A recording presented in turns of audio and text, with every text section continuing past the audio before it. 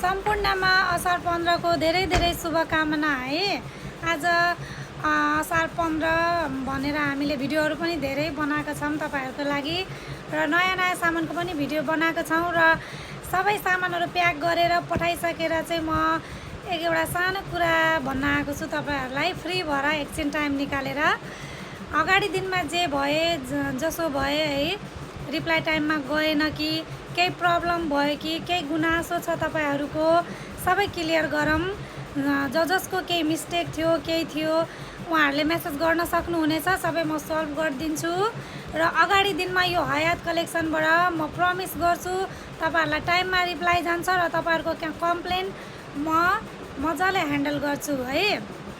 मान्छेहरूले गल्तीले नै सिक्ने हो है, गल्ती भइसकेपछि ओहो यस्तो त गर्नु हुँदैन रहेछ भन्ने धेरै कुरा सिकिन्छ र यस्तो हो। हाम्रोमा चाहिँ के हुन्छ भने मेरो त साडीको धेरै नै कलेक्सन हुन्छ, तपाईहरुले हेर्नुहुन्छ। अरू भन्दा पनि मैले चाहिँ साडीको धेरै नै सेल गर्छु साडी, अनि एकैचोटी धेरै धेरै अर्डर आउँदाखेरि कुनै कुनै मिस्टेक हुन्छ र अफर लगाएको बेला पनि क्वान्टिटीमा सामान जान्छ, त्यतिखेर पनि मिस्टेक हुन सक्छ। 10 वटा 12 वटा जसको चाहिँ अर्डर हुन्छ उहाँलाई कुनै ड्यामेज पिस परेको हुन सक्छ।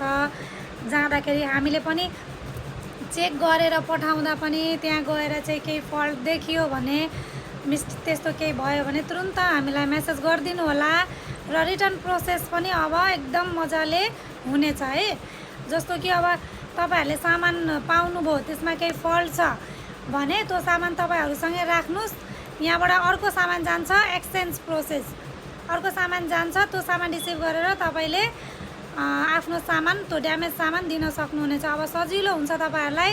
मैले धेरै कुरा सोचेर नयाँ नयाँ तरिका अब अनलाइन चलाउँदाखेरि मजाले नै चलाउने, सबै कस्टमरलाई सेटिस्फाई खुसी बनाउने भन्ने मेरो उद्देश्य है।